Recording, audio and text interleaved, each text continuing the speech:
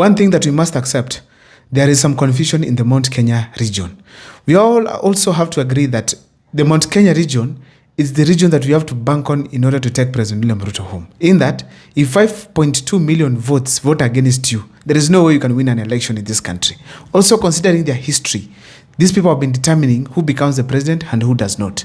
In 2022, these people literally bestowed William Ruto the presidency, and he became the 5th president of the Republic of Kenya. So therefore, there is no way we can ignore anything that is happening in the Mt.Kenya region.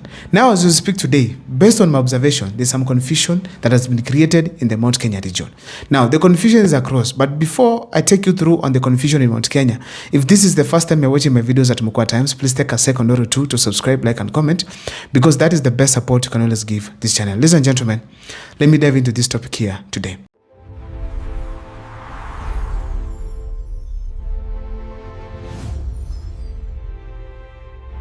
Now, this confusion in Mount Kenya has been created by people. I'll take you through the people who are confusing Mount Kenya region. Number one, it is the former president Uhuru Muigai Kenyatta. We all know that after the elections, Uhuru Kenyatta went silent. He did his own things and left Kenya. In fact, he avoided most of the issues that were happening locally here, especially when it comes to the political terrain. Rigathi Gachagua was in government. He later on got impeached and got into the opposition team. Now, in the opposition, he has been very active. He has ensured that he has brought the unity of Mount Kenya. He has ensured that he has established a party, and he has ensured that the people of Mount Kenya have made a decision that William Ruto is one term. Now, after setting all these things, creating a system that is going to help Mount Kenya towards 2027, then Uhuru Kenyatta now emerges and gets into the local politics through the Jubilee Party. Now, what confusion does this bring? People will be like, now, is it Uhuru or Gachagua? If Uhuru was fair, he could have left Gachagua to just run the show, and then he comes on board for advice here and there and assistance. But now him coming personally to participate without indicating whether he's supporting Gachagua or not, that creates a lot of confusion.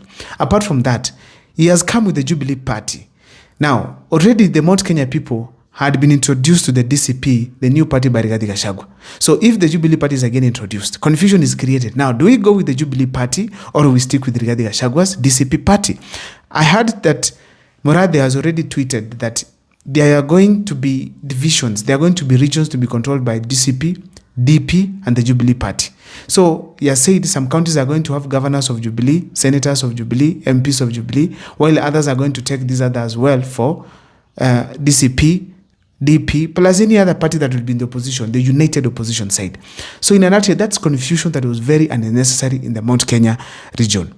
Now, also, when it comes to the Mount Kenya leadership, people are now confused. Who is the kingpin of Mount Kenya? Is it really Gachagua or it is Uhuru Kenyatta? This kind of a scenario is confusing in the sense that if Dr. King of Fred Matiang'i is fronted by Uhuru Kenyatta, Gachagua is fronting Kalonzo Musyoka, then now, how are people going to sit down and agree now, let's move to Gachagua or to Uhuru Kenyatta? That creates a lot of confusion. If these people could have agreed and front one person to get the support of Mount Kenya, then Mount Kenya could have been much in order.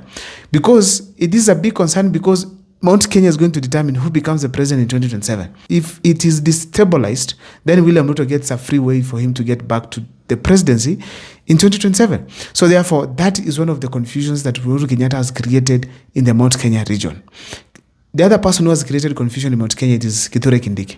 Kithure Kindiki is the deputy president of the Republic of Kenya who took over after Rigathi Gachagua was literally impeached. Now, Kindiki is creating confusion in the sense that there are three big leaders from the Mount Kenya region. You have Uhuru Kenyatta, you have Rigathi Gachagua, you have Kindiki. Now, people are asking, what is Kindiki up to? What role is he going to play? And I'm telling you, as we speak today, if there's a leader who has been underrated seriously, it is Kithure Kindiki. I don't know what impact he might going to have, but I'm saying here, coming from Mount Kenya East, listening to what he says, seeing how the ground receives him usually when he speaks in meetings, despite the mobilization, you can see that he has some ability which cannot just be underrated. So Kithure Kindiki also creates confusion. Now, in Mount Kenya, there are three bulls who are all in the same zizi. Which one is going to break or which one is going to take lead? I don't know what's your take, but in the comment section you can tell me who is who. The other group that is now creating confusion in Mount Kenya is the Mount Kenya governors. As we speak today, they're yet to come out openly and support Rigathi Gachagua. The one who has just moved close to Rigathi Gachagua, it is Mutahi Kahiga, the Nyeri governor. He has always pronounced himself that he supports Rigathi Gachagua. Even though he's always saying going out with the government, we can always doubt, of course, and we can't just ignore it like that. The fact is that he's the closest to supporting Rigathi Gachagua. But now the questions ringing in Kenya's minds, especially those from Mount Kenya, where are other governors? Like now, the governor of Murang'a County, one of the best performing governors in the country, he's very quiet. He hasn't spoken about supporting Rigathi Gachagua at any point, and he probably has concentrated on doing his work. Now, when such kind of people keep quiet, and there is some political situation which needs some voice, then they create a lot of confusion. In that people can ask themselves, there is something these governors know which we don't know. Or these governors are seeing something wrong in Gachagua which we don't know. Or these governors can influence the voters to vote for someone else and not that of Rigathi Gachagua.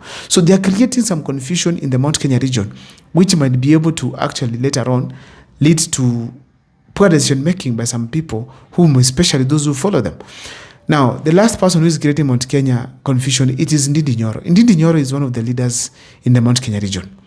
And if there's someone who was seen to be the Rigathi Gachagua's replacement, then it is Ndindi Nyoro, where people saw that he's a leader with a lot of ability to be able to deliver and even become a kingpin in Mount Kenya.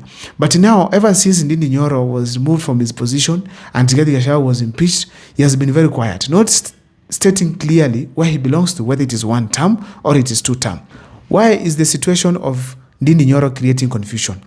These people have support. For instance, if you go to Kiharu right now and ask people about Ndindi Nyoro, most people there, women, young children, older generations, will come out and speak in support of Ndindi Nyoro. And that is very, very serious. If Ndindi Nyoro is quiet, and he has a huge following in Murang'a, there's a likelihood that people can even assume either support William Ruto or is in opposition or he does not want Rigathi Gachagua or Kenyatta. In such a scenario, people might end up making wrong decisions because they have not been given direction as it is required by such leaders. So in a nutshell, if you look at all these leaders that I've just mentioned here, they have some role to play politically in the Mount Kenya region. If they don't put things straight, then they are creating some confusion, which is very dangerous in relation to taking President William Ruto home. I don't know what is your take and if there's anybody I've left in the list, but I feel that these are the most significant leaders in the Mount Kenya region who can have a say in some regions and people can listen. That's why I'm saying that if they are not clear on what they are doing, if they don't enlighten the people on their plan, there's a likelihood they are going to cause confusion in the Mount Kenya region. I don't know what's your take.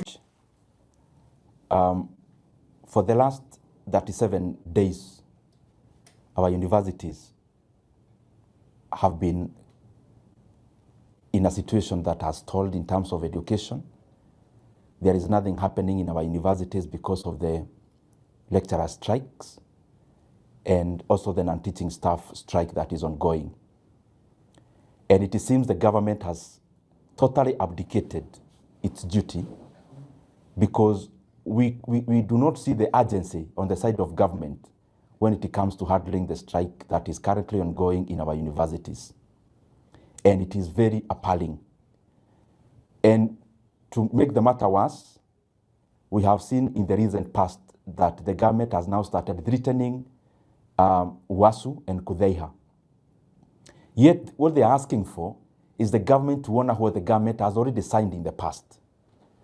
And we are demanding and asking the money that the lecturers are requesting and the members of Kudheiha is 7.9 billion Kenya shillings, which is covering up for several years. And if you look at how the government has been spending money in the recent months, as it was actually released by the government itself, we have seen that the preference of releasing exchequer or money has gone into votes that are engaged in political management. That is why you see the operations and management budgets in the big offices. For only 2 years in the financial year, they had already exhausted money for the entire half of the year. So the country is very eager to fund political management and to fund political barazas like the one we've been seeing in the name of empowerment, but they cannot find 7.9 billion shillings to honor a CBA that is already in place, as signed through Wasu and Kudheiha. And therefore we are asking the ministry concerned, the Ministry of Education, and especially the part that handles the higher learning, and also the National Treasury. Please stop taking our universities into a circus. We need this money sent. We need the arrears paid to the beneficiaries so that our institutions of higher learning can go back to business as usual. And it is disappointing to see that there seems to be no urgency. No one in government is even aware, so to say, that there is a strike ongoing in our universities. It is very, very disappointing. And we need this to be resolved because the government has money. They need to drop the lethargy. They need to drop allocating money to non-priority areas because education remains an important segment of our society. In the same note, Kenyans must have noted that some of our schools actually closed earlier than anticipated in regards to JSS and higher and senior secondary. And it is basically because the government also refused and abdicated to send money for capitation to the JSS learners and to the schools in the senior secondary. And I'm wondering, what is then the priority? We seem to have our priorities upside down because what we say in public, and especially what the government says in public, they don't seem to want to honor it when it comes to where the rubber meets the road. That our schools across the country received just a small fraction of capitation. And some had to actually close earlier because they had no money to run the schools for the remaining days. It is important that we bring back education to where it belongs in Kenya. And it belongs to a higher pedestal. And it belongs to a higher priority.